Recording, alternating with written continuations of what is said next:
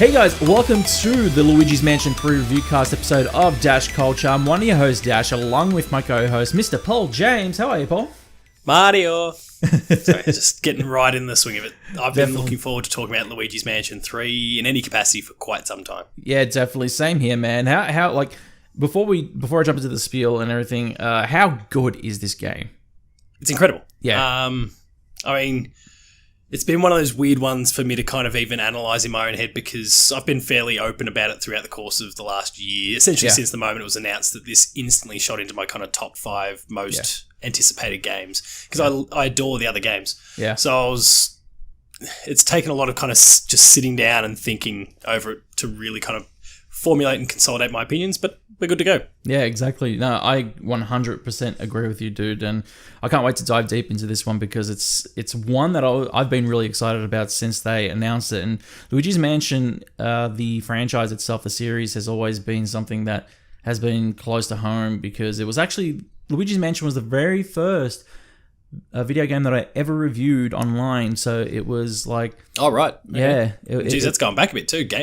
Launch day GameCube. Yeah, exactly. So yeah, I reviewed it in 2006, part of my video review series back then, and it was years after, like when YouTube launched. Basically, it was the first time I actually dived into reviewing video games, and yeah, it got me to new heights and everything, and it helped me out. Speaking of new heights, there's the pun because you go up.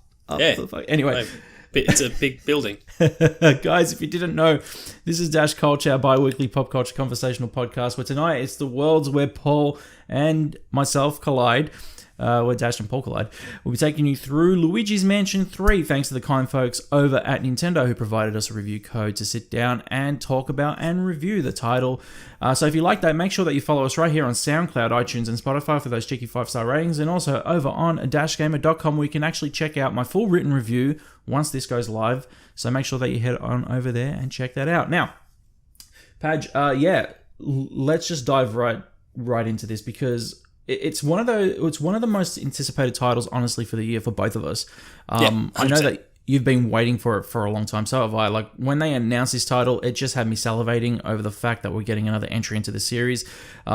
It was one of the most adored franchises. Well, it was only one of the most adored entries into the Nintendo sphere, I guess, when it launched on the GameCube back in 2001. What were your thoughts on the initial entry, and then how it kind of how it's developed since? Yeah, exactly. How do you feel like since then? Because you got your taste of Dark Moon, didn't you? Oh yeah, that was one of my games of the year, and that was 2013. I'm going to say 2014, I think. Yeah, it was the same year as Fire Emblem Awakening and whatnot.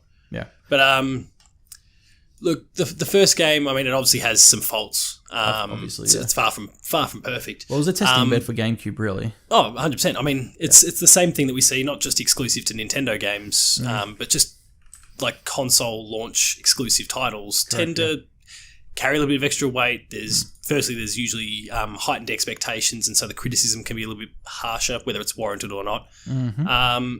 And you compound all these things, and people can overall be a little bit harsher on a title than perhaps they would have been if it released 6 months later. Yeah. But the first Luigi's Mansion, look, I mean, it's been a long time now since I actually played it. I didn't play the 3DS remaster or port, I guess.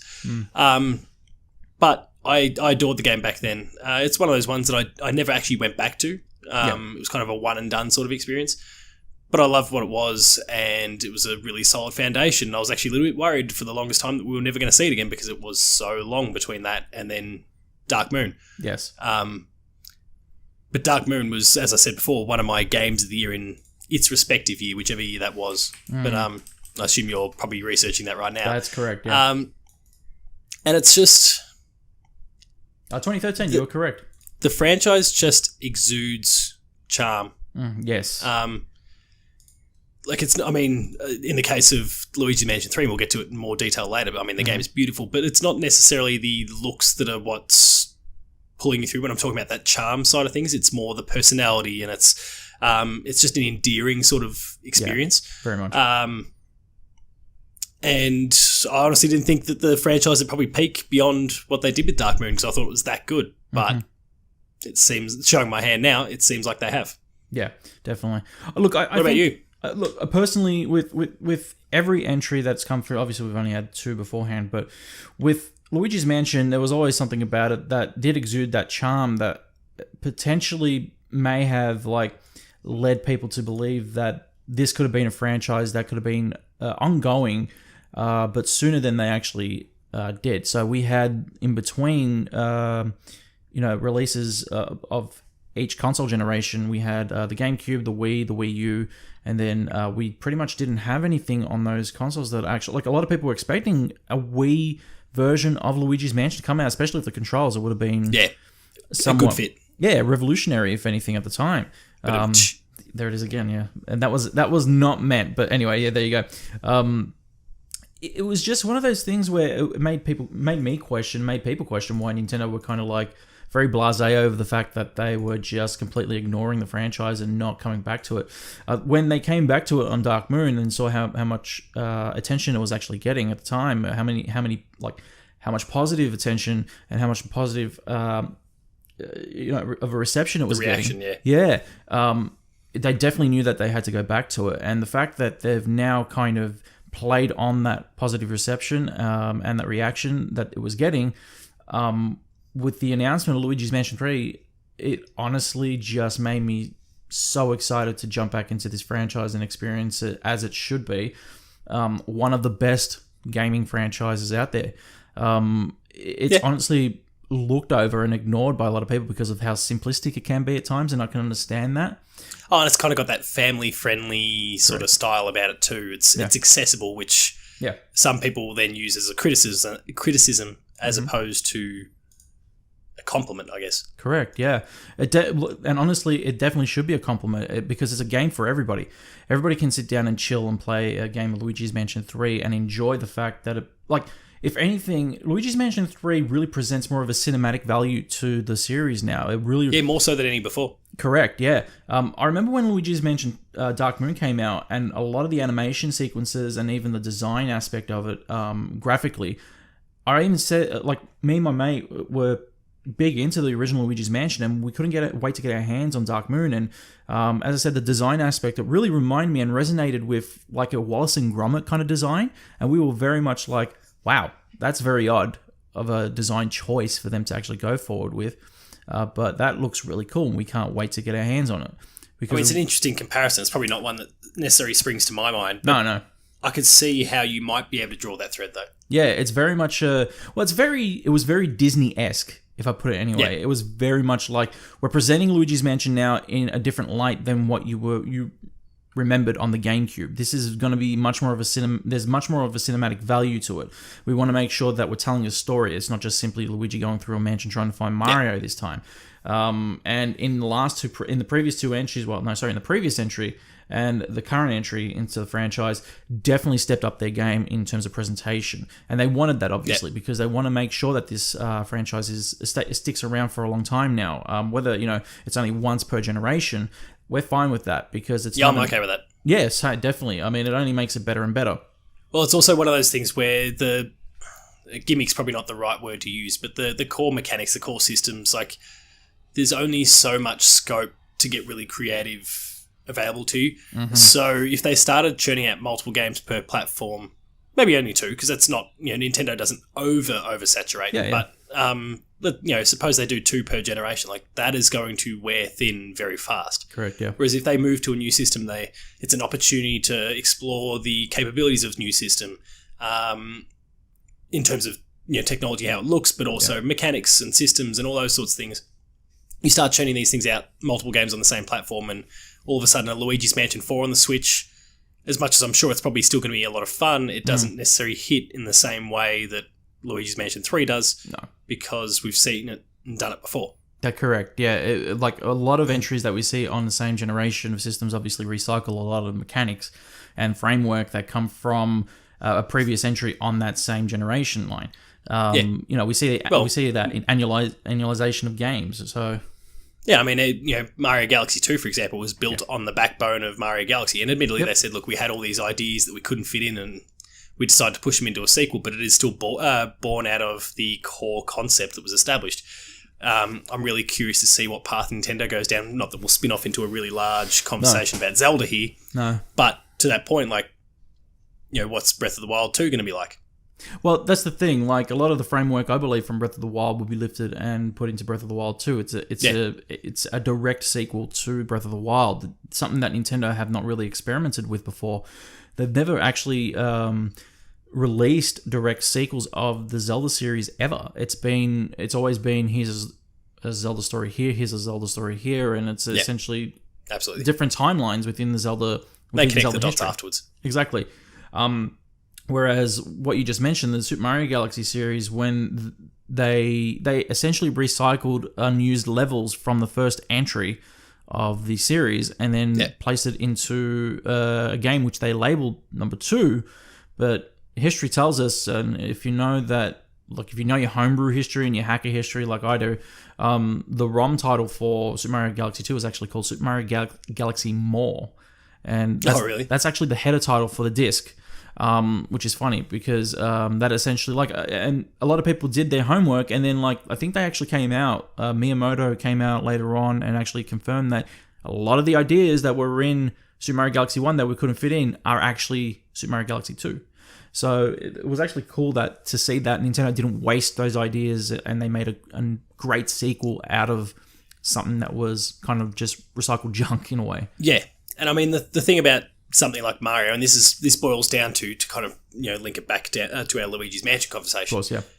A game like Mario, you can kind of get away with that a little bit more because it's a 3D platformer, so there's that skill component. There's more scope for diversity in what you're doing, and that's simply not something that's available to you when you're playing a game like Luigi's Mansion. Right. So if they tried to apply the same idea, and I think it's probably fair to assume that there's different floor ideas that they had that ultimately fell by the wayside, they wouldn't work so well. I mean, maybe that idea does ultimately come back in a Luigi's Mansion 4, but it's being revisited with maybe, again, those things I discussed before, those new mechanics, those new systems, the new, maybe a visual style, whatever it is they ultimately do. Yeah. Those ideas can still persist, but in a different way to what they did with Mario Galaxy. Well, you're definitely correct, and I've just been reminded because I've got some footage up on the screen right now of Super Mario Galaxy 2, and the thing is, there were new mechanics that they actually introduced in the second entry of the franchise, which was the cloud suit that they didn't use in the first one. And Yoshi. Yeah, exactly, and Yoshi as well. So even lifting into the initial framework of Luigi's Mansion 3 and actually making a potential sequel, we're only yeah, we haven't even really dissected Luigi's Mansion 3. We're already talking about what Luigi's Mansion 4 will be like. Because we're so excited. But of course, in Luigi's Mansion 4, you'll be able to ride Yoshi and just eat the ghosts. He will be your vacuum. It's called Luigi's Mansion 4 Mario is Missing. yeah. Let's go right back. That's right. So let's actually jump back and talk about Luigi's Mansion 3. Have you finished the game? So, unfortunately, a few life circumstances have basically meant I'm within about, by my measure and having done a little bit of reading, about 45 minutes away from finishing. Nice. I spent a lot of time in my work breaks today. Oh, nice. Smashing it to get to the end. Fantastic. And I didn't quite get there. That's all right. But, I mean, I've seen more than enough to know. What floor are you up to? 14. Okay, yep. I'm second from the top. Yeah. Nice. So I've done almost everything, and it frustrates me a lot, actually, that I couldn't quite get it done in time for the recording, and I'm kind of very excited to finish it off once we're done tonight. Fantastic, yeah. I did enjoy the fact that it's not, for the most part, it's a linear crawl up the building. Yeah. But all of a sudden you bounce back to basement floor 2. Yeah. And there's reasons when you're on level 8 where you've Polter the cat, Polter Kitty, whatever they call it. I think it was Polter Kitty, yeah. All of a sudden you're having to go back to level 7, which is the one that's the heavily vegetated one. And they're giving you reasons to go back to these other floors, as well as the gems and then the booze and all those sorts of things as well that they've introduced that give the game a little bit more life, diversify the experience a little bit more, because as much as I love Luigi's Mansion 2, you are just going from point to point to point to finish. Done. There's no real incentive to stick around. No, of course not. Yeah. With Luigi's Mansion 3, though, there is a certain goal to making sure that you go through each level and then revisit those other levels, and essentially you're upgrading your poltergust, which what he calls poltergust goo this time. Yeah. Due to the fact that you carry Luigi in that as well. Yeah.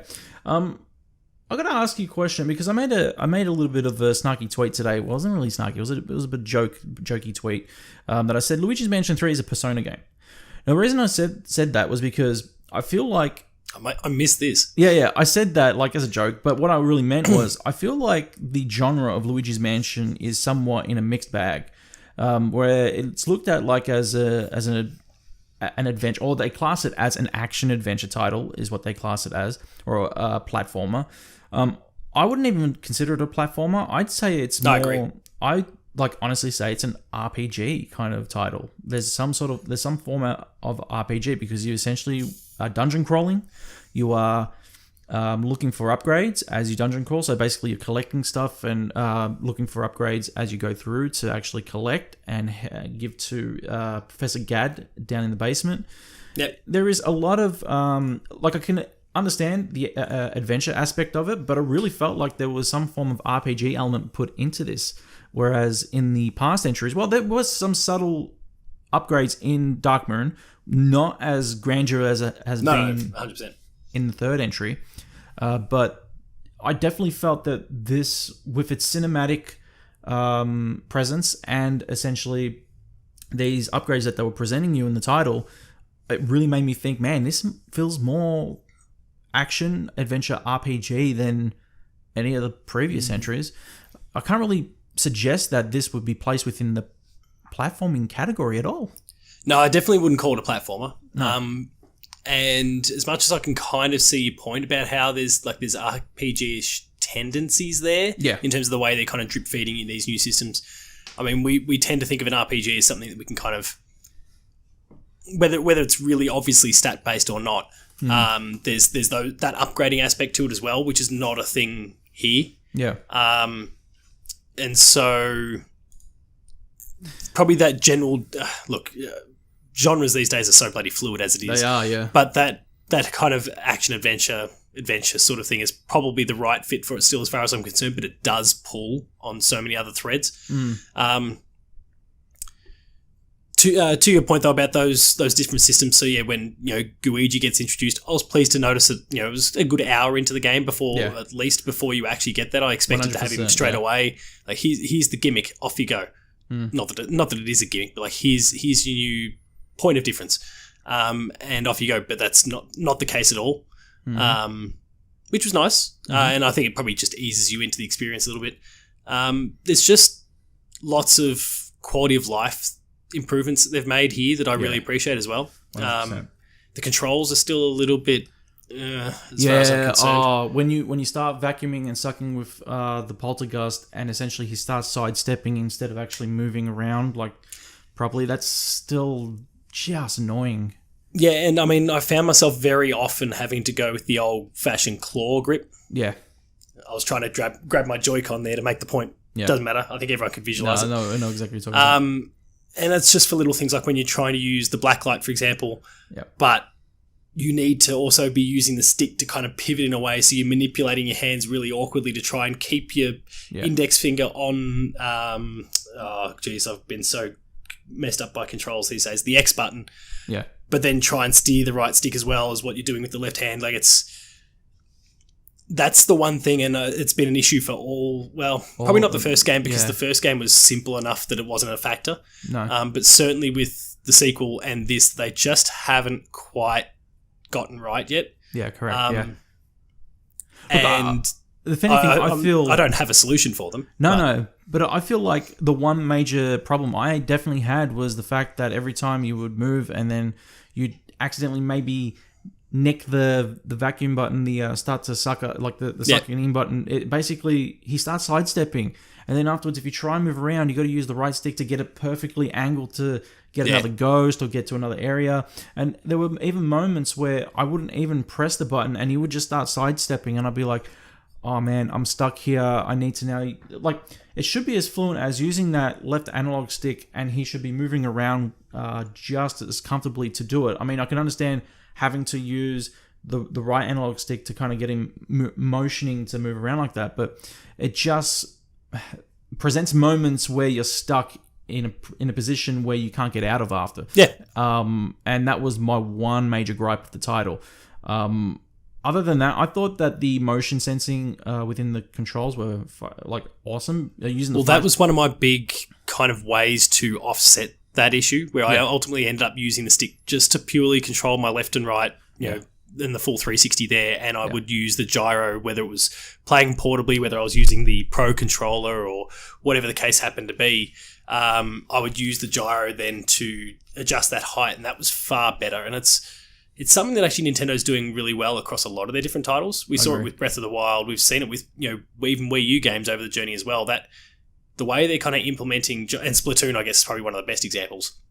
I agree. The fact that they're using like that vertical, it's more often than not, it's just purely for that vertical component, but the way they're using it is perfect. Yeah, no, 100% agree with you. And, you know, I hope they keep exploring that and continue to do it with any other games where that system works. Yeah. Tell me what you thought of also the different types of ghosts that you actually experienced or encountered throughout the each floor that you went through. It was quite repetitive at one point. It got to the point where, okay, we've obviously run out of ghosts that we're encountering. We're actually just getting the same ghost every floor. The same blue guys or the same red guys, whatever the case might happen to be. It was definitely a lack of range after a little while. We definitely encountered, you know, fresh ideas that they were trying to present within like a combination of outfits, or whether it was just different situations that they were put in. Yeah. The diverse environments really help in that regard. Correct. You know, whether they're in a particular setting, so they're wearing a helmet, or they're in a particular setting, so they've got glasses on, and if the glasses are on, or the helmet's on, you can't blast them with your strobe lights, so you've got to, you know, adjust according. Like they do some cool things via the environment, but you're right though in what you're saying that the enemy types is pretty basic. Yeah, very much. Tell me what you thought of the environments, because right now I've got up on screen where, you know how it gets to the one floor where you have to basically climb the beanstalk, essentially. And you was the heavily vegetated one I was talking about before. Level 7. Yeah, and where Luigi's basically in the bathroom and he encounters the big red guy in the bath, and he has, like you just mentioned, the mechanic where he has the sunglasses, but this guy had the leaves on his face, and you had to vacuum them all off. Which was actually one of the more, I wouldn't necessarily go as far as say difficult, but kind of one of the more tedious aspects to it, because like he would, admittedly he's trying to turn to avoid your the vacuum, but it was kind of frustrating because he did take up a large amount of space in a fairly small room, and you need to manipulate yourself in such a way you can kind of get at least partially in front of him and get a direct shot, because you can go from behind and you'll suck like one leaf every few seconds. Like they're encouraging you to get right in front, but it's so hard to do so, and then his movements are so large that you're going to end up taking a hit. That was probably the one enemy type that I've encountered that's actually frustrated me in any way. Yeah. But otherwise, I mean, the environments themselves, you're talking about that vegetated spot. The one that was in the demo, the I guess it's kind of the medieval sort of setting one. You've got the king or whatever role you're supposed to be, kind of looking down everything. Like there is a great mix up, and it's, you know, at first blush you think about game set in Haunted Mansion. All right, I know what the environments are gonna be like, and instantly you think to maybe a slightly more kiddie version, but Resident Evil, for example. Okay, I understand what a haunted mansion looks like. There's going to be spooks and all this, and it's so far from that. And that's been the case for all of the games. But I think this third one does the best job of that. Yeah, they're all 100%. Very, very different. Definitely. I don't understand how some of these levels are as big as they are. Like, for example, the Beanstalk one. How? Yeah. How? Yes. But they work. They're fantastic. They're diverse. And they do keep things interesting, because I think if it was a little more basic, it would wear its welcome out pretty quickly. Yeah, I think that's what makes this game incredible in terms of there is no lack of innovation here at all. It's got incredible design, and the delivery in that design comes in full force. Like it essentially, you know, strikes it right where it needs to. Like there have been instances with Dark Moon where I felt that there was a repetitive in nature. And whereas this really had there was different aspects to this. Every single moment of the game was fresh. It was unique. I felt like its design, there was no flaw ever. Like, there was never a design flaw, I felt, within the title, other than some of the controls. But in terms of cosmetically, it looked incredible. Like, this is honestly the best looking Nintendo Switch game I've played so far. Other than probably Astral Chain, this is probably the best looking Nintendo Switch game I've played so far. And I think, if anything, there's really a set amount of detail that actually shows heart in this. There's certainly, it really makes me question some of the previous titles that they've put out, like Super Mario Odyssey. I was even thinking about while playing it. I was like, man, Odyssey was great, but man, there is so much more in this game than Odyssey did, and the gameplay loop in this is so much simpler than Odyssey. I can see that. I mean, Odyssey is that in different ways. Like, they're obviously they're setting out to achieve multiple very different things. Yeah. But in essence, though, I still agree with you. Sorry, I'm a little bit rattled because at one point there, I think power nearly went out. But no, it's all good. I mean, the environments, the way they get you to explore them, what they expect you to do within them, it is so diverse, and it does create a very fresh feeling with every level you revisit or visit for the first time. Yeah.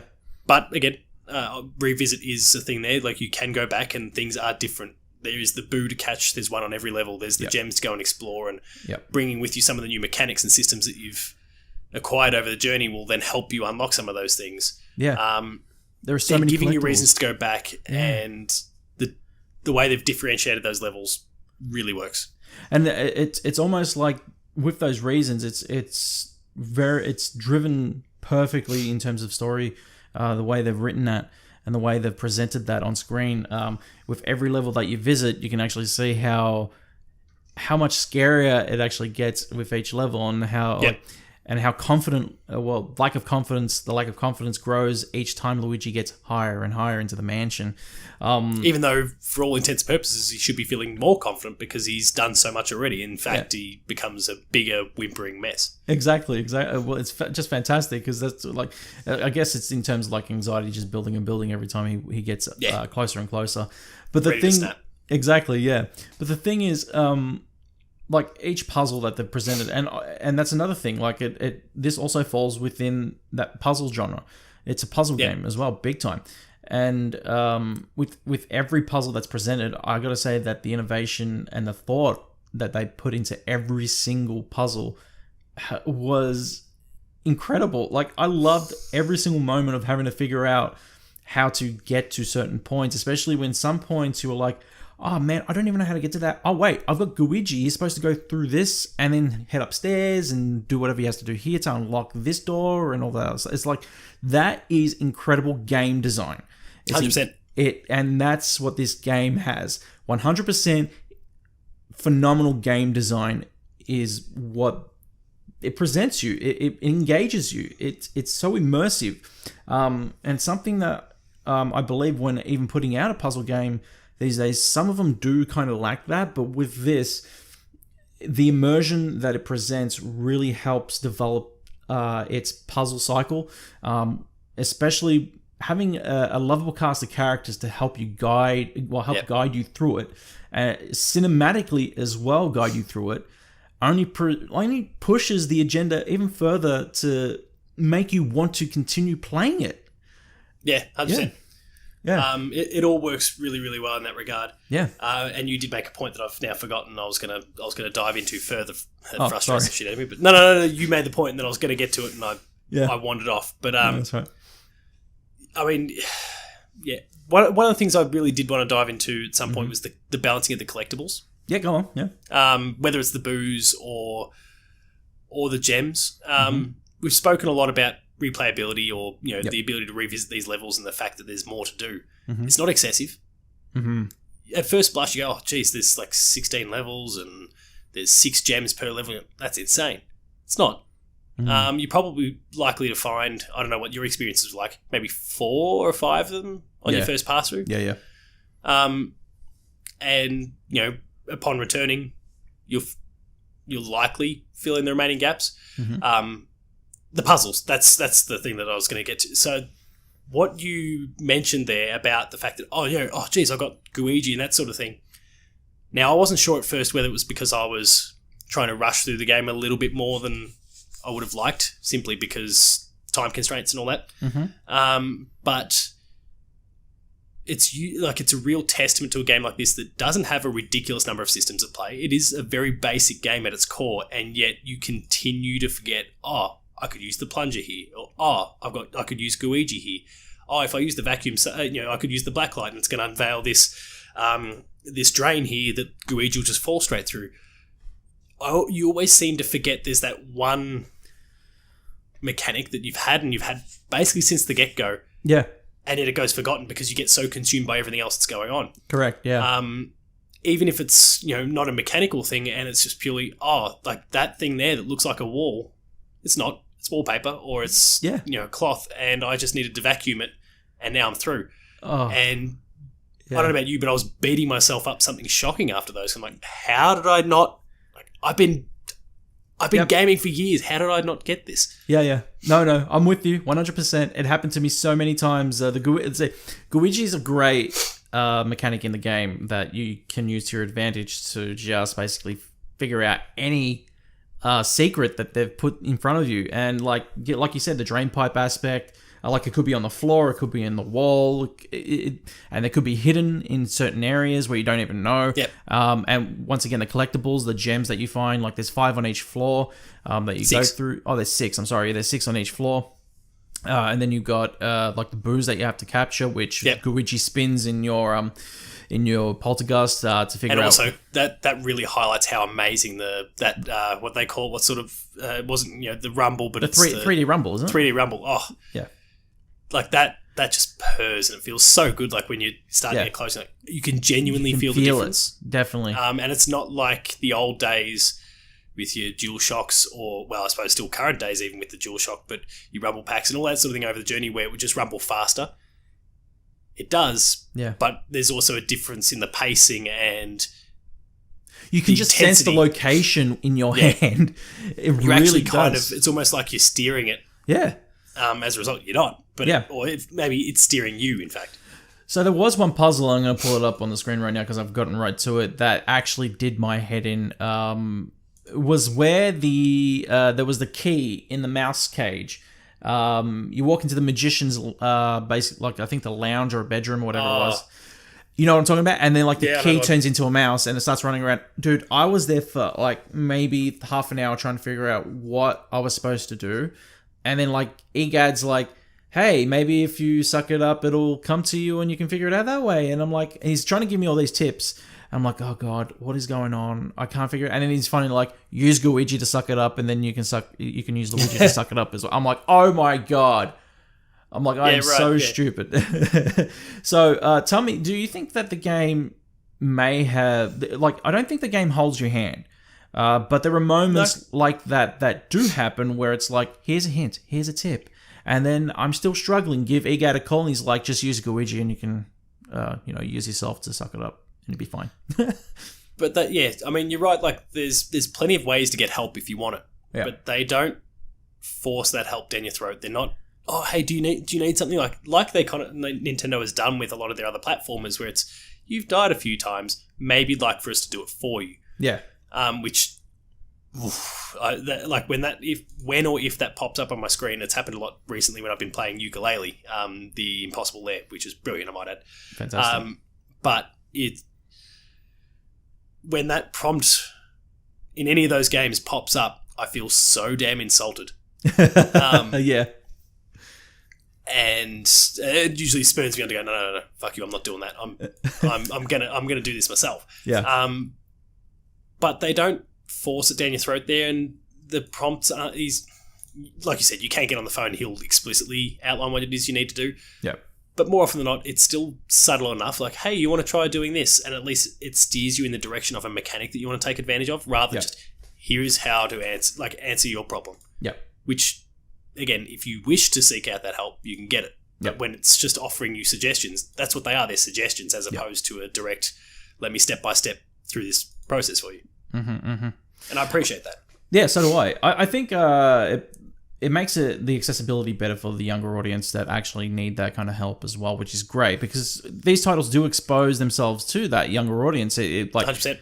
That's what they're meant for. Even for us, like oldies who love this because we've grown up with that franchise. It's essentially like sometimes we do get enamored by what's around us, and we forget what's with us.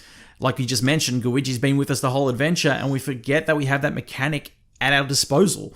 Yeah. And it really happened to me a lot during this game, and but that's also within the magic of development of this game. It just is pure magic. You forget what they've nailed it. Yeah. Oh, 100%, dude. Let's talk about how unique each level really is as well, because it really does present something great. Well, there was some similarities in terms of just basic gameplay loop, going around sucking up ghosts and all that stuff. But did you feel like in terms of design, each design that it did pass off something unique that you were learning as you're going through each level? Do you feel like maybe they had missed the mark in some sort of aspect of designing each floor? Because personally, I felt like every single level that I was going through, I was learning something new. I think the one thing that they missed the mark on though, and really could have nailed, was when you get to I think it was the 13th floor, the pirate ship, the big pirate ship that's blocking the door, and you plug in the poltergust into the wall, and it essentially turns into a mega vacuum and just sucks the shit out of that broken ass, cleans the whole thing. Yeah, I wanted that mechanic to be used more. Yeah. There are kind of, again, gimmick is not the right word, but I'll go with it for the sake of this. There's like certain floors will have certain gimmicks they want you to kind of exploit a little bit. Yeah. There's one of the ones where you're with the director, the movie director. Yep. And you're passing through all the TV screens there, and there's a kind of puzzle that takes you from room to room to room. You collect this, which you bring to the next scene, which, et cetera, et cetera. And just the simple little gimmick of, well, Luigi has to do all this. Luigi's behind the camera. Mm-hmm. And then a whole scene kind of plays out in front of you. Like, they're quite cool. Mm-hmm. In terms of your point, though, where, they feel different, there's certainly a few examples where they do. And then others where it's, okay, like, the only reason why I'm stumped on this is because of the context that you've put me in as opposed to what the puzzle is. Like, I can see that this puzzle here is the same as what I did here, totally different levels of the building. And I'm only stumped because I'm not, that feature of the pirate ship there, that dangling thing, I can grab that, which may not have been apparent otherwise. Like, it's a few of the cosmetic things I think that maybe lead you to make a few mistakes as opposed to really ultra differentiated mechanics from level to level to level. Mm-hmm. And that's just, there are some really great examples, and your pirate ship one is one of those. Yeah, definitely.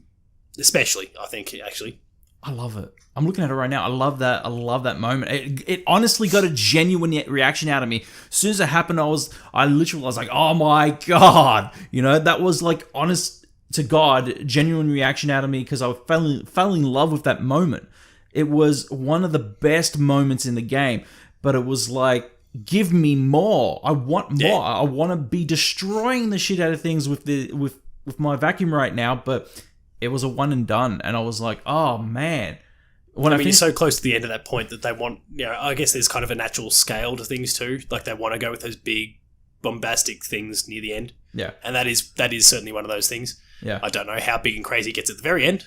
Yeah. That remains to be seen. Yeah. For me. But certainly there is that kind of incline in terms of how big and how dramatic some of these things are.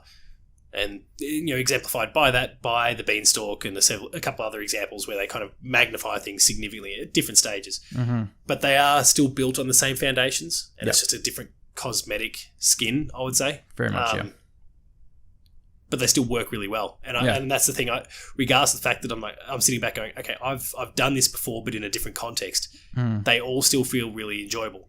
And whether that is that just purely endearing thing of Luigi and the way he is within the environments, the ghosts and their different costumes, the actual kind of setting that you're in for that particular level. Like, all these things come together to still make it feel fresh, regardless of the fact that it is kind of the same thing more often than not. I think that's really impressive. Definitely 100%. Tell me about what do you feel right now in terms of there was truly something about this that made me feel like I was playing the game of the year. Like, honestly, as I was playing it. And I feel like maybe I have stumbled onto my personal game of the year. I mean, you could very well have. Yeah. How do you feel right now in the stance of everything that's kind of just... I know that you haven't wrapped up the game completely. Yeah. I should actually ask before that, how do you feel like about some of the bosses that you've encountered too? Oh, they're good fun. Yeah. And they are one of those things that are quite differentiated. Yes, okay, ultimately, once you exploit whatever their weakness is, you suck them up like every other ghost. Yeah, pretty much. But finding that weakness, though, can be a challenge. And sometimes it requires you to use the plunger. Sometimes you've got to wait for them to launch their particular attack. The move that I don't remember it in the last game. The one where you press both triggers and it kind of shoots you up into the air. Yep, correct. Yeah, well, that was in this as well. So, I can't remember if it was... I don't remember if it was in the last game or not, but it obviously is here. Yeah. And the way they use that in some of those systems, like, okay, it's going to do this big ground pound and there's going to be that shockwave, which we know how those things work in video games, so you need to avoid it. But, of course, Luigi doesn't have a jump, so how do you do it? Yeah. Oh, shit, I've got to use that mechanic. Yeah. Another one of those things that can be easily forgotten. Yeah. But there's enough differentiation between each of those bosses. They still force your hand to think creatively and do things differently. And obviously they start off a little bit easier, and there is that same natural, gradual incline in terms of the difficulty and in terms of what they're expecting of you and the puzzle that underpins that boss. Yeah. It's very clever. Yeah. I think I struggled a lot with the T-Rex ghost. Once I got through that, like once I got through the T-Rex aspect of it and then exposed the ghost, it was like, all right, I'm still having trouble trying to find this guy's weakness altogether. And then when I found out that basically it's just him smashing into the floor, and then you're shocking him, you just get it going. But do you know what are we talking about the T-Rex, the one that's kind of destroying the city? So this is in the movie set one. It might be in the movie set. Well, no, it might be in the movie set one. Was it the big No. So it's the big T-Rex that's got the bones. The big like bone one, right? Yeah. I had trouble with that one. Did you have any trouble with any ghosts at all? He's the only time to this point, touch wood, that I've had to use one of the golden bones. Same. The freebie one that they gave me. Same. And that was purely just, it took probably a minute longer than what I needed to go. And even the point where he takes one egg away. Mm-hmm. So the whole idea at the beginning of the boss there, for anyone who's not familiar with it, there's a couple eggs that fall to the ground. You shoot one at him, it lands in the T-Rex's mouth, and then you go grab the other egg, you shoot it. There's this giant weakness in the middle of his chest there, and you shoot it straight at that. And because he's up here, head crane up in the air with the other egg in, he's open to the hit. Yeah. Then after you land that first strike, all of a sudden there's only one egg. Yeah. And it took me forever to realise, and I'm still not 100% sure how I feel about it because of the fact I know what you're talking to to sacrifice Luigi, basically. Like, why would you... Okay, so I knew that was going to happen straight away. So when you had to sacrifice those eggs, and like I was like, oh, one egg's gone. Okay, one egg's gone. Now I've only got one other egg. And as soon as the egg's gone, I was like, it's Luigi. It has to be Luigi. And that was the only time throughout the game that I was like, I remembered Luigi. And I used him. That was one time. Well, I thought about it, but I was kind of, no, they wouldn't, like, that doesn't kind of fit. Why are we suddenly using Luigi as this sacrificial lamb? You use Luigi as a sacrifice. You basically make him walk right up to the thing, and he's just looking at it, he's like, yeah, it's great. At which point he's then head up in the air, and you shoot him in the chest again. Like, it's fantastic. That was the one thing that I'm still on the fence about that one. I love it. It's great. Great mechanic, man. Fantastic innovation. I loved it. Fantastic design. Was that like the very first time that you had to actually use a golden bone, did you? Yeah. Only because I refused to believe that was it. And then when I finally conceded and gave it a crack. Yeah. For those who don't know, what the golden bone is essentially a continue on the spot. So if you lose a life, basically the golden bone allows you to... Yeah. Exactly. So it's essentially just a continue on the spot, which is good. And I'd suggest buy them because you're going to use them.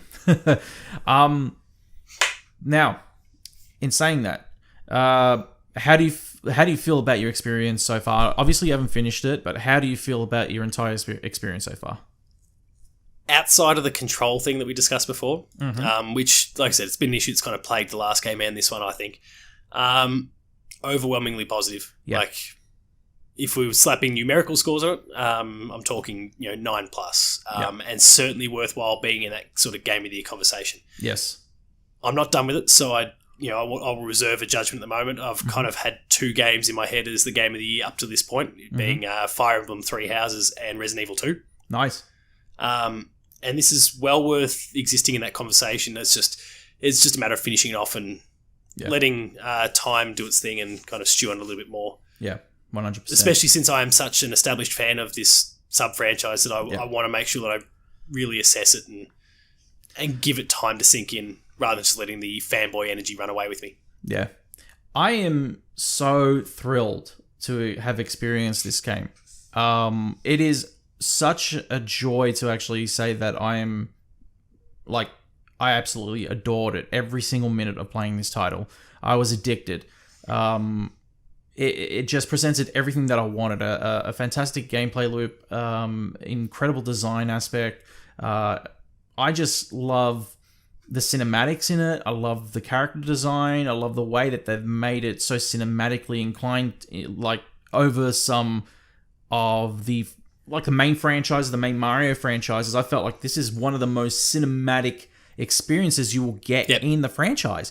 And in just like its initial gameplay, like right now I've got up on screen the opening moments of the title where Boo is chasing Luigi down the hallway. Oh. And that moment there is incredible. Yeah. It really does get your heart racing like, oh my God, am I actually going to get out of this? And I'll be honest, first time, I lost. Okay, I didn't, but King Boo is intimidating as fuck. Oh, yeah.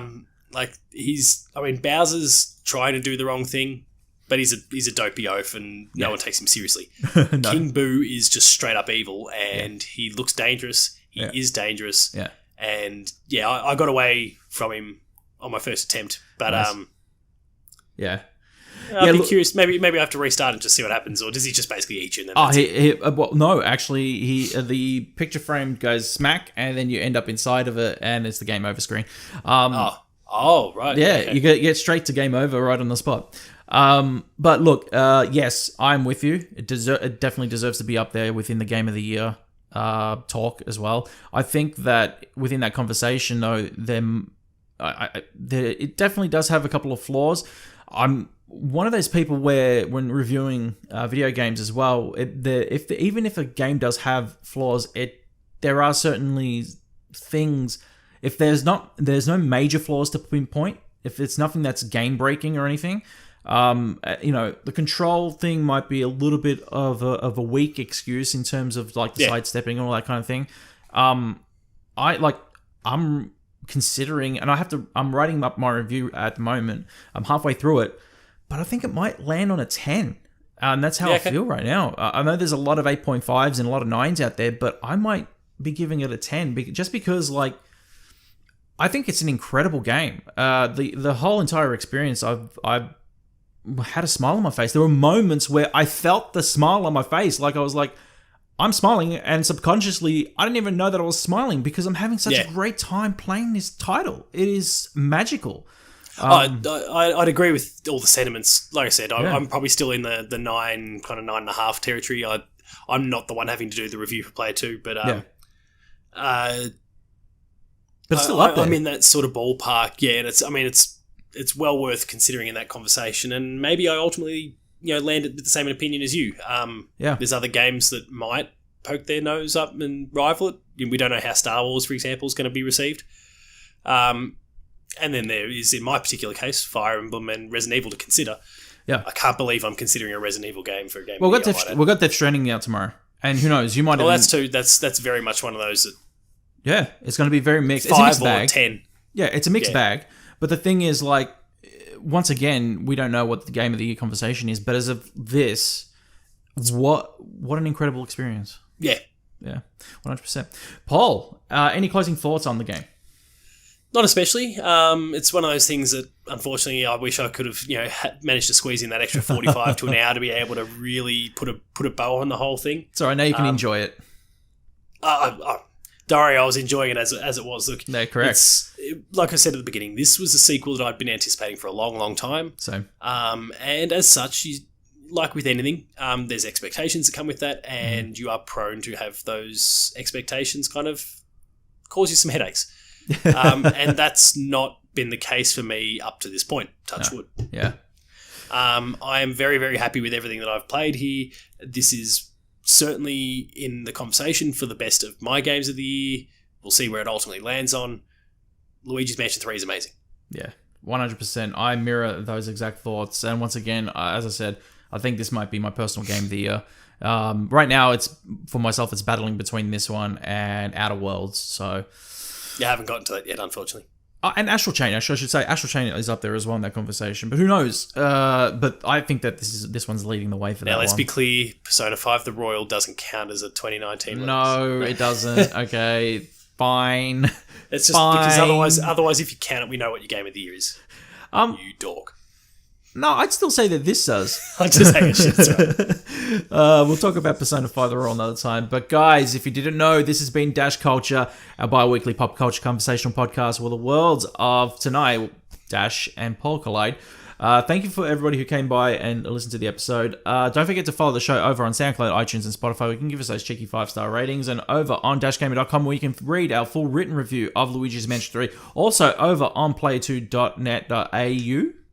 Yes, .net.au.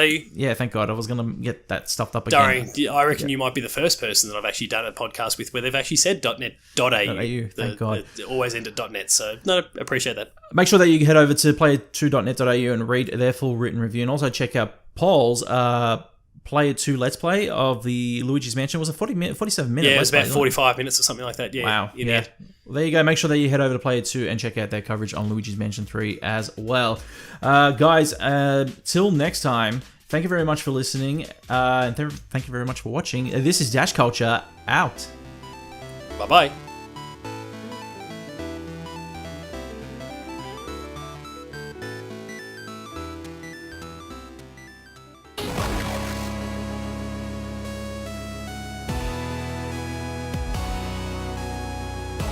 DashGamer.com